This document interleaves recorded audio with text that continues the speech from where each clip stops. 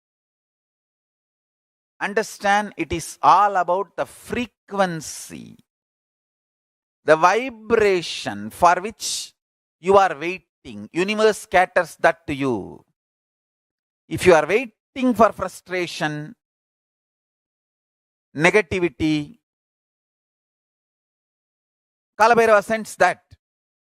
If you are waiting for enlightenment, positivity, powerful cognitions, Kalabhairava sends you that.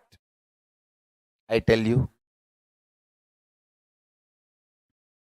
if you taste the Sattvika Ananda, means the bliss, powerfulness you enjoy when you empower others.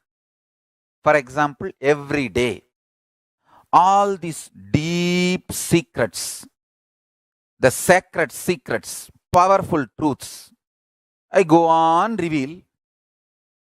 Every day people apply that in their life and they feel empowered, joyful.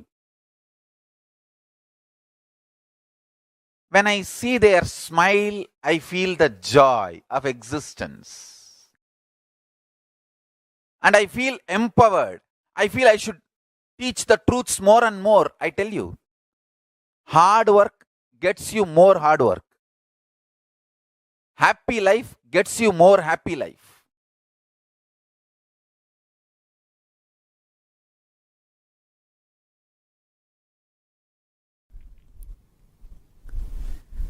Living enlightenment means vibrating in the frequency of the cosmic constitution, cosmic truths, universal truths, reverberating with the principles of the universal truths. You need to understand, when the universal truths become the source cognitions for you, when you start reverberating with the universal truths, cosmic constitution, the ultimate cognitions, Paramasatyas, Paramashiva's Satyas.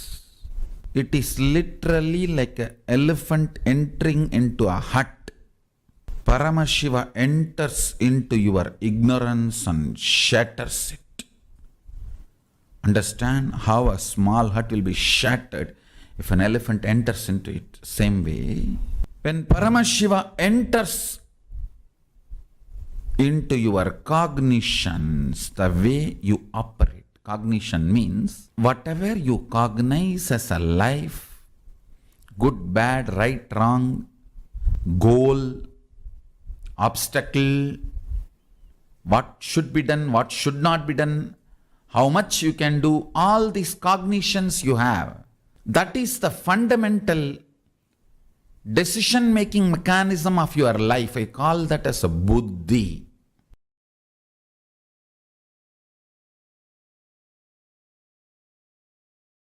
I can give you one small example.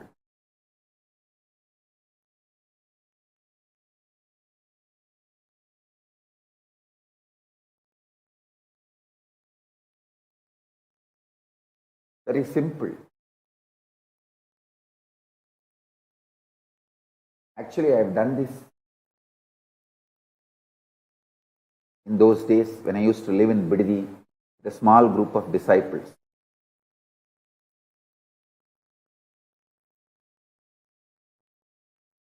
Even now our Kailasavasis in Bididi can try this.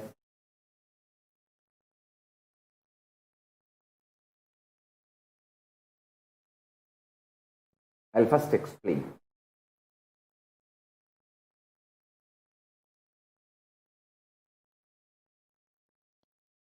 If you sit in front of our banyan tree, under a banyan tree,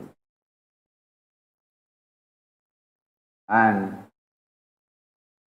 few people sitting in the Sabdarishi rocks in Ramanagara hill. In the Ramanagara hill there is a 7 rock under which there are caves where all the 7 rishis lived. Saptarishis. Even now they are living. That 7 rocks represents 7 Saptarishis. It is their energy field. Few people should sit under the banyan tree and few people should go there and sit. And you can have a telephone connection, conversation. Just have that fork. You call that spoon fork, vibrating fork. Keep one fork under banyan tree, tuning fork. Keep one fork in that rock, the Saptarishi rocks. Just vibrate the tuning fork in banyan tree. You will see that the fork on the Saptarishi rock will vibrate intensely. You can try it today. You can video record it.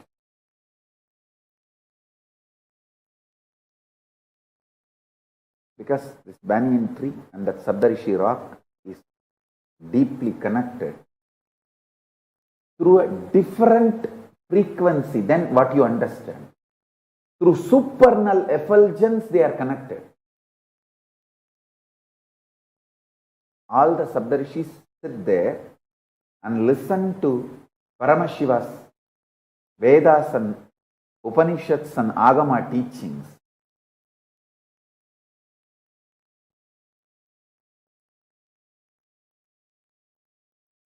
The tuning fork, the resonance, matching a frequency will simply happen between our banyan tree and that Saptarishi rock. You can check it. I think the distance physically maybe 2-3 kilometers. At least 2-3 kilometers. And I am talking about the air distance, not through road. By air, it must be at least 2-3 kilometers. But this tuning fork will vibrate the frequency for the 2-3 kilometers without any time gap.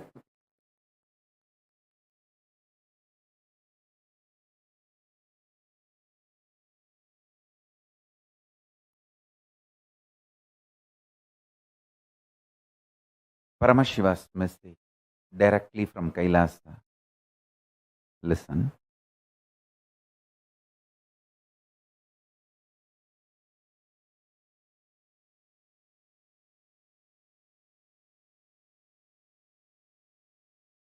Time and space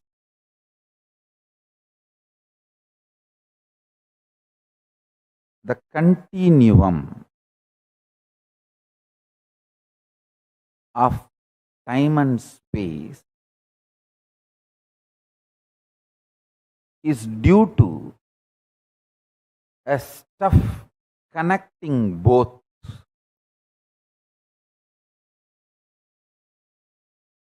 That stuff is called Mahā in Vedic tradition. It is not there, but it is there.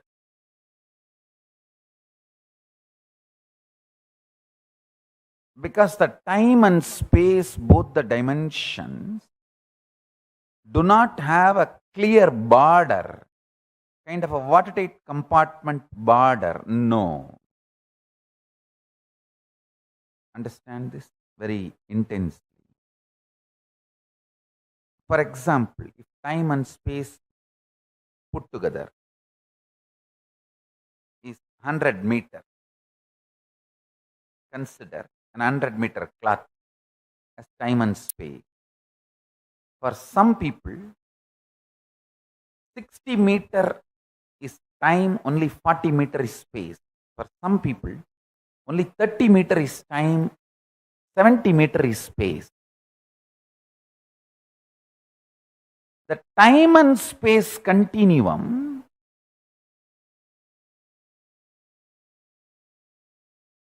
and the way it exists as reality for you is not the way it exists as reality for others. That is why some people are so excited to wake up in the morning. Some people feel, oh God, I don't know why I need to open my eyes. Listen carefully. The outer world reality is perceived between certain frequencies. Like I gave the example, 20 hertz to 20,000 hertz sound only can be perceived by any normal human being. Below 20 hertz or above 20,000 hertz, you can't perceive it. You can't hear it. If you experience, it's something extraordinary. Yesterday I saw, when I was giving the satsang itself, she was getting into that mood of anagata dvani, means the sound which is higher frequency than the 20,000 hertz. The experience you had, which you have not shared with anyone, is true. This reality which all of us are commonly sharing with the word called world. This is also between certain frequencies. For example, we will give the same like sound, 20 unit Maya to 20,000 unit Maya. It's only an example I am giving you. Between the 20 unit Maya, 20,000 unit Maya, the hertz for sound, Maya for the reality, I am using Maya word as a unit for reality. Between 20 unit Maya to 20,000 unit Maya, all of us common human beings can experience it as world, as reality. If it goes below 20 unit or above 20,000 unit, you start manifesting powers. Listen. If you unclutch intensely, it will go below 20 unit Maya. You become pure intense. If you go about 20,000 unit Maya, you become pure devotion, feeling connection. But in both you experience oneness. Suddhadvaita Sugabodham. One beautiful thing. This clarity, whether you unclutch and reach below 20 unit Maya or practice devotion, feel connected and reach above 20,000 unit Maya, you experience the same oneness. Sutta Advaita Sugabodham.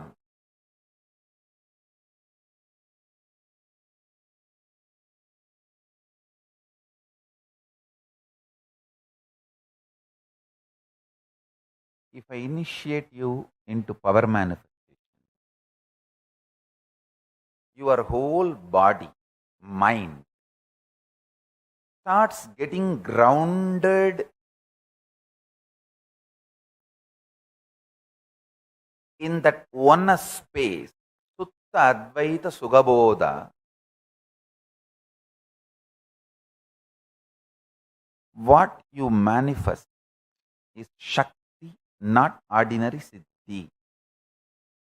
Because in our power manifestation, the more you practice, more you get grounded.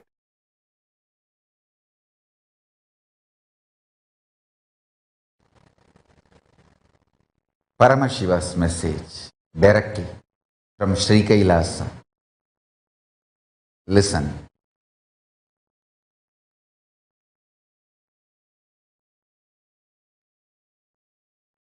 The scene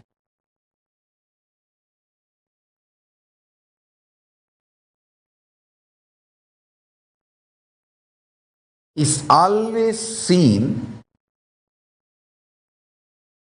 based on the frequency and quality of the existence of the seer.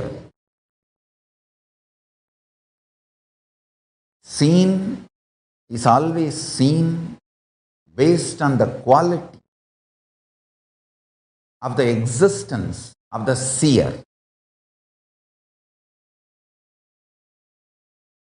The core of the seer chooses the quantity, quality, impact of the seen on himself and on others, who sees as part of his seen.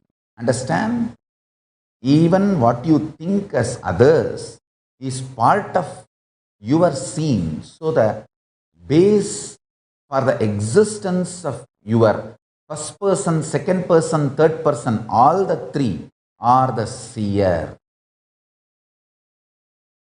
So do not try to make the seen absolutely independent of the seer by dissolving the responsibility of the seer and the impact of the seer on the seen, whether first person, second person, or third person. Listen. I'll expand now. Fundamentally,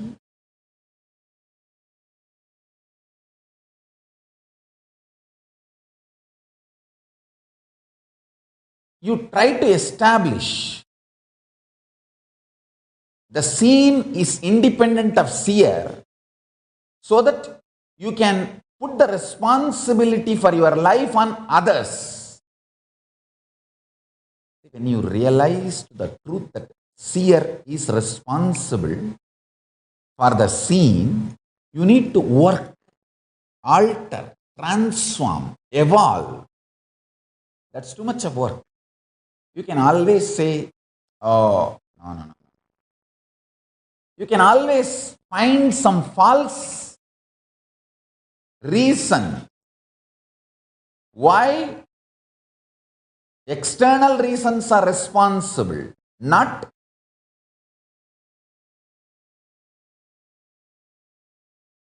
your internal existence. So fundamentally, you try to build a narrative, grand narrative of the existence is independent of seer. Once you believe this, once you are convincing, once you are able to convince this false delusory idea within you, then you start blaming, then I am not responsible for what is happening outside. Then he is responsible, she is responsible, everyone. So if your guru is asking you to look in and find you are responsible, abuse him also. Understand? The fundamental delusion is making the seen independent of the influence of the seer. Then the seer can claim always victimhood. Understand? Unfortunately, the cosmos will make you a victim if you continuously claim victimhood.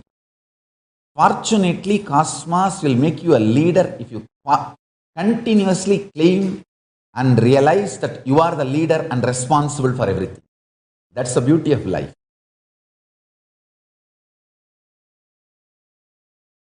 That's the beauty of life. Even to cheat others, never ever use victimhood, because you will start believing it and cosmos will say tathastu to you.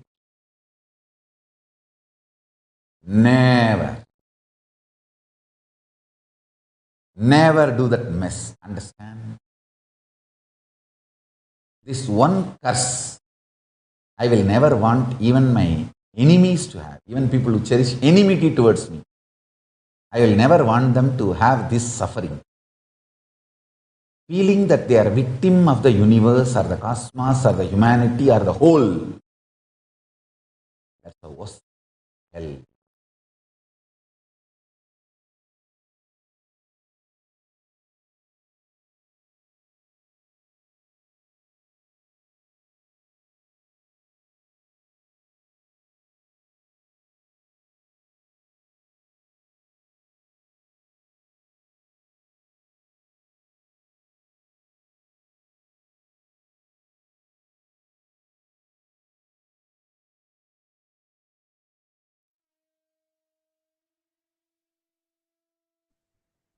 Nithyanandam. Nithyanandam to all the participants, the viewers that are joining us through various social media platforms, every single one of us that are here. We are going to be entering into our most awaited part of our day. We are now going to be experiencing the Bhava Samadhi Darshan. And today is the day where we are going to experience the darshan of all the forms of Paramashiva through which he gave liberation to the forms of the incarnations of Mahavishnu. Every time Parandama, Mahavishnu, descends on the planet and he assumes every form, whether it is Kurma, Kurmavatara, Varahavatara, Matsyavatara, Kurmavatara, Varahavatara, or Vamanavatara, Narasimhavatara, Vamanavatara, any avatara. Whatever incarnation Vishnu descends in, whenever he comes down, he gives a physical breakthrough to the whole of humanity. But to give the breakthrough, to liberate that incarnation of Vishnu, Paramashiva descends down. Those forms of Paramashiva, whether it is Simhagna Murti, meaning the Sharabheshwara form of Paramashiva, through which he liberates the Narasimha avatar of Mahavishnu, or Varaha Samhara Murti, the form of Paramashiva through which he liberates the Varaha avatar of Mahavishnu, or Matsya Samhara Murti, the form of Paramashiva through which he liberates the Matsya avatara of Mahavishnu. Each form of Mahavishnu, whenever he comes to this planet Earth, assuming a form, Matsya, Kurma, Varaha, Narasimha, Vamana, Parashurama, Rama, Krishna, whichever form he has come down. At least the first set of the forms that he has come down in, every time it is Paramashiva who comes down and liberates this form of Mahavishnu. And those forms, the forms of Paramashiva, who gives superconscious breakthroughs even to the incarnations of Mahavishnu himself, is the form that we are going to be having darshan of today. Now, all of us are really blessed. Each of these forms are so intense. Just when even one of these forms, just the form of Parabeshwara, when he lands, he gives breakthroughs. Swamiji describes how the Mahabhairava inhaled so many Bhairavas at that time and exhaled millions of Bhairavas at a time. He is so powerful. That forms is what we are going to be having darshan of today. And understand, through these powerful forms, today we are going to be receiving the powerful awakening of our Kundalini Shakti. We are going to be experiencing the Rasa Siddha process. We are going to be experiencing the direct Kundalini awakening. We all saw the beautiful story narrated by Swamiji on churning of the Milky Ocean, right? We all understood the whole story. Did everyone understand? We all listen to that story. Can you all put yes in the chat? That very experience, how the Meru was charmed by the Devatas and Asuras. Now we have Paramashiva himself, who's going to be connecting all our spinal cords directly with Maha Meru and churning our spine and awakening the Kundalini Shakti, connecting our Kundalini to the cosmic Kundalini. Actually, today all of us learned about the Kundalini, right? How we all have 72,000 nadis. These are the energy channels, the energy circuits in us, which is going to be passing the energy, the Kundalini Shakti, through the 72,000 nadis into our system. And all of us have the main spine, which we call as the Merudanda, right? So every one of us have the spinal cord, which is the main channel through which the Kundalini energy, the circuit, is connected. Through this particular process, through the Rasa Siddham process, Swamiji will be connecting our individual spinal cords to the cosmic Merudanda. And Swamiji will become that cosmic spinal cord to connect our individual Kundalini to the cosmic Kundalini. Literally, Swamiji becomes that channel, that circuit for us to pass that high experience, that high intense energy of the cosmos. That is a speciality of today's initiation. That is a speciality, the power of today's initiation. Every one of you that are sitting here, you're all going to be receiving this most auspicious and phenomenal process, the Rasa Siddham process. And every one of us that are sitting here, each and every one of you, today's forms are some of the most powerful forms of Paramashiva, Simhagna Murti, Jvarabhagna Murti. It is in these forms that Paramashiva assumed the body to liberate Mahavishnu from all the avatars, the incarnations that he had taken. Actually, when Mahavishnu assumes the form of Narasimha, he comes as half lion, with the lion face, half lion and half man form, and he kills Hiranyakashipu for the sake of Prahalada. But after doing the samhara of Hiranyakashipu, the demon king, after killing the demon king, the delusion enters even Mahavishnu, who was assumed, who was incarnated. So to liberate Mahavishnu from that body, and he goes on and on and on, living for so many years, and the ferociousness starts turning into anger because he consumes the blood of the demon. And the demonic quality starts manifesting in Mahavishnu. And to give liberation to him, Paramashiva, with utmost compassion, comes down as the most ferocious form, with like a huge form of a lion with wings, and does the samhara of Mahavishnu in the form of Narasimha and liberates Mahavishnu. He tells, hey, it's time. You need to be awakened to your original conscious identity. You are not what you think you are. You are not just this half human, half lion body. You are Mahavishnu. He awakens Mahavishnu to come back to Mahavishnu's conscious sovereignty and liberates him. That is the form of Sarabheshwara. Today, every form of the deities that we are going to be having darshan of is very, very special. Because in each of these, see, whenever Mahavishnu came down and wanted to liberate the whole of humanity, wanted to give a breakthrough, a physical breakthrough. From when we learn about evolution theory, we learn about how we come from amoeba to fish. We talk about like how from monkeys humans evolved, how like we talk about the whole journey becoming a Homo sapien, how you started your journey. First you were a bacteria and then slowly developed.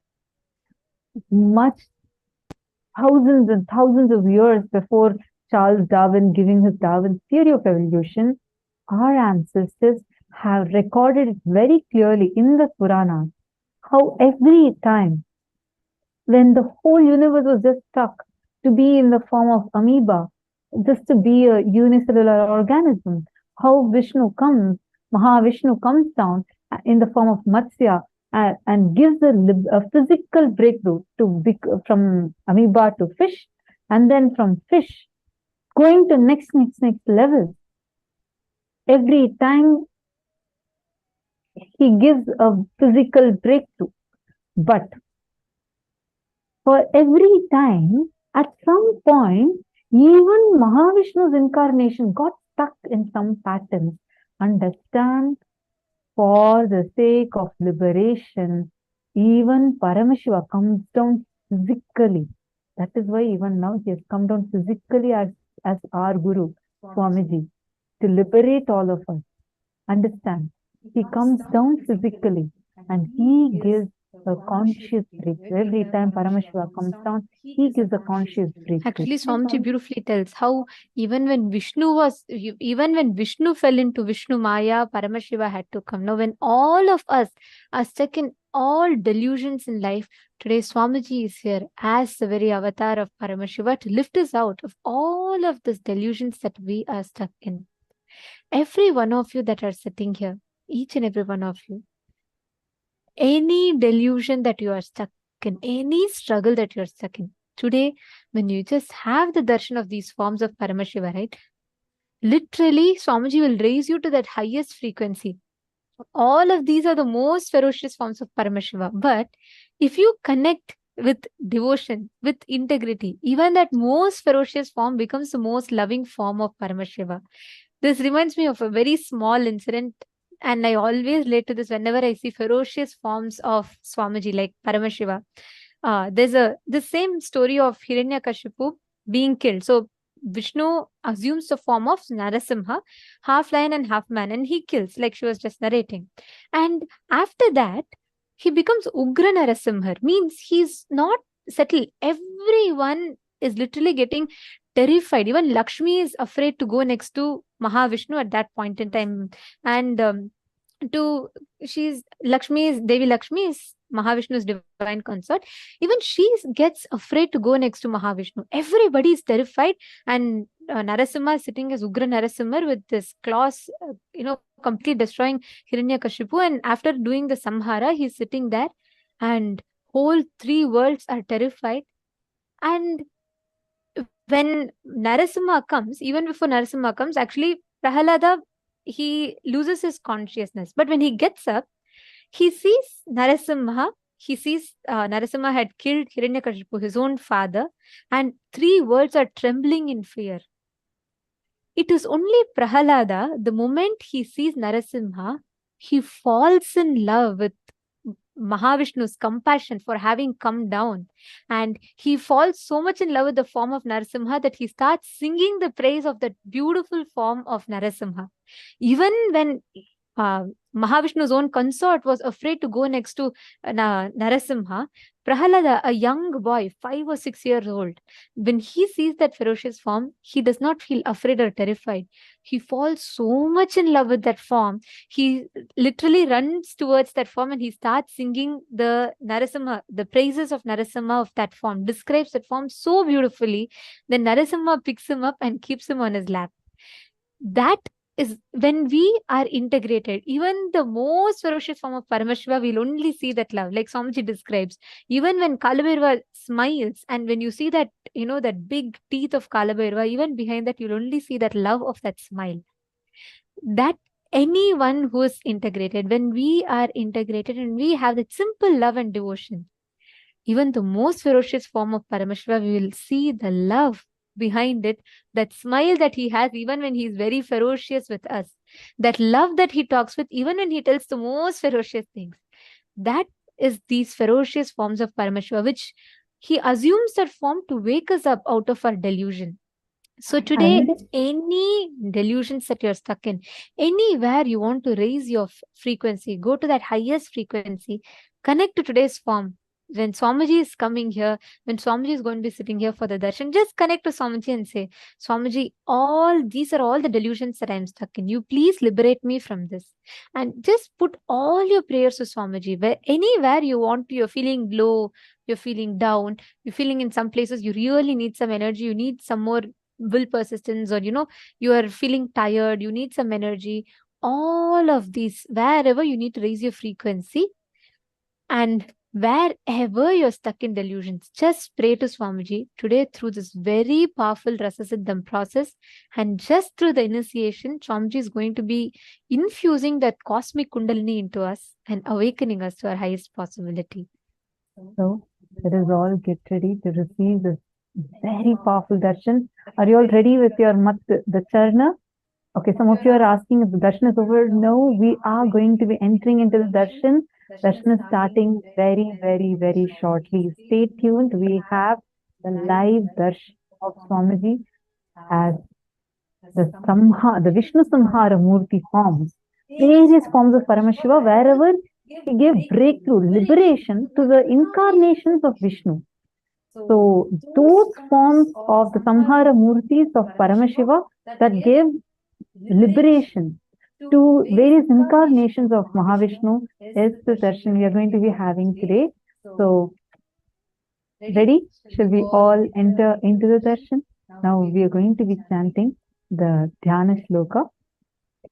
We will be chanting the Dhyana Shloka of Vishapaharana Murti form Paramashiva. These Dhyana Shlokas are the sacred chants that describe that particular form of Paramashiva as he assumes. And this particular form is that of Vishapaharana Murti. Abhayavarada hastam tankasaranga yuktam shashidhara mihita bhusham pita vastram trinetram Shivamati satkatayam tam vrisharudhadevam Vishaharanakamisham chitrapichatya rupam. The meaning of this mantra goes as, this form of Vishapaharana Murti is as follows. Having the Abhaya and Varada, Tanka and bow, he is wearing the crescent moon on his forehead, wearing yellow clothes and having the 3 eyes. He has a dark complexioned body and rides on a bull. Such is the beautiful form of Vishapaharana Murti.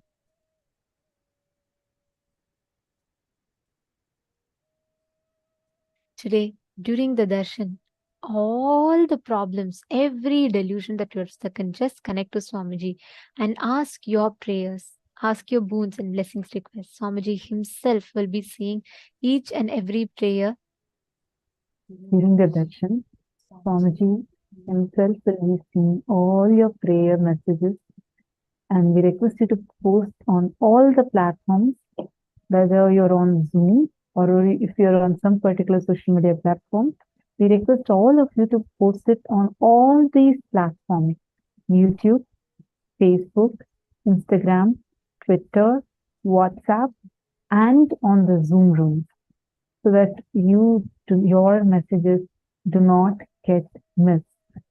And one other important request we have, during the darshan, now Swamiji is going to be coming for darshan, blessing all of us. He himself will be personally dictating blessings to each one of your prayers. Therefore, post your prayers only once. Please do not post the same message multiple times. Post in one message only once. You can post how many ever number of boons you want, but do not post the same message multiple times. We request all the Chinese translators also to kindly translate this and explain it to all the Chinese participants, because we noticed that many of them are also posting the same message multiple times. And we also request all the Tamil translators to kindly translate it and explain, because this is very, very important. Please do not post the same blessing request multiple times. You can post any number of boons you want. You can ask for it. How many ever prayers you have, you can post how many ever messages you want. But please make sure you do not post the same message again and again, as it spams the chat and makes you miss the response that Swamiji has blessed you with. And because of that, it's also disrupting and disturbing other participants' experience, because they are also missing out what Swamiji has blessed them with. So please kindly make a note of this and ensure that you are not posting the same message multiple times. If you have understood this, I request all of you to kindly acknowledge this on all the Zoom chats. And next important thing, make sure you're posting your message on all of these 6 platforms. Only then, see, because wherever Bhagavan's eyes fall, understand immediately your prayers are blessed. So do not miss out on this amazing boon and blessing we are getting. So please make sure you are posting on all these 6 platforms. And we are going to be entering into the darshan. It's highly recommended to receive the best from the darshan. Please attend the full day's program, and as much as possible, attend the full 21 days. This is a highly, highly recommended one, because only that would help you have a huge breakthrough. That will only help you in experiencing the best of the program, experiencing the best of the darshan. I just wanted to tell, for each of these things that we're experiencing in the program, whether it's the content or even the images that you see in Swamiji's background, whether it's the deity forms, the jewels that Swamiji is wearing, everything is exactly as per the agamas, how the Dhyana shlokas describe each form of Paramashiva. Exactly as per those forms, Swamiji himself sits and ensures that for all of us, whether it is the music or it is the deities, the songs, the mantras that are chanted, the jewelry Swamiji wears, or the items Swamiji has, everything is exactly, precisely as per the agama. And every moment that Swamiji sits here for the darshan, understand, Swamiji has opened up all the avenues for each of us to ask our prayers. You don't need to, right from literally bringing enlightenment to our couch, not even doorstep, literally to our couch. Can you imagine, just 2 clicks and you are here having the darshan and enjoying? And at this moment, Swamiji is also making himself even more available, whether you're watching us on Zoom, YouTube, or you're watching us on Facebook, any of the platforms, you can post your blessings, prayer requests to Swamiji. In each of these platforms, Swamiji himself will be seeing and blessing all the prayer requests, blessings requests, and boons that you have asked in all of these platforms. So we remind every one of you to take a few minutes, ask in all of these platforms, ask your prayers, ask your blessings requests in all of these forms and all of these platforms, and Swamiji himself will be seeing and responding to each of it. And darshan is an extremely sacred process. The moment you sit and the moment Swamiji declares and Swamiji manifests, he himself appears, he himself manifests in every room, wherever you have kept your Atma Murti, wherever you have set up the Nithyananda Sabha, he is literally manifesting there. It's an extremely sacred process. It's an extremely sacred space in itself. So we remind all the participants to please make sure you're not lying down. Please sit up straight. Can I request every one of you to take a few minutes? Please sit straight. And I also just want to tell one more important thing. During today's darshan and the initiation, you may have materializations happening, like you may materialize kumkum, gold dust, jnananjana, vibhuti, anything, whether on your palms, sometimes on the laptop where Swamiji is coming in the darshan, or on the Atma Murti, anywhere materialization is possible. You may start levitating. You may experience immense bliss, because today's darshan is extremely a powerful one. You can actually sit straight with your head, neck and spine in a straight line. And during the darshan, when Swamiji is actually doing the Rasa Siddha process, Swamiji had explained to us, right? Where you take the churner and you're going to churn. You can sit in Padmasana, keeping your feet like this, sitting in Padmasana, which will give you the best experience. It will help you with levitation and awakening of your Kundalini as much as possible. So it's very, very, very important that you all are aware of it. It's very powerful darshan, and the amount of energy, bliss that you would experience would be, you can't even comprehend it. It's just so powerful. And that is the experience you're going to be having today. So let's all get ready for experiencing today's darshan. This darshan is a very, very sacred space where literally you are lifted out of time and space, and you are entering into a very deep quantum entanglement with Swamiji, such that directly whatever is happening in Swamiji's inner space would get transmitted to you. It will get transmitted to your inner space. You will experience a breakthrough. And it's highly important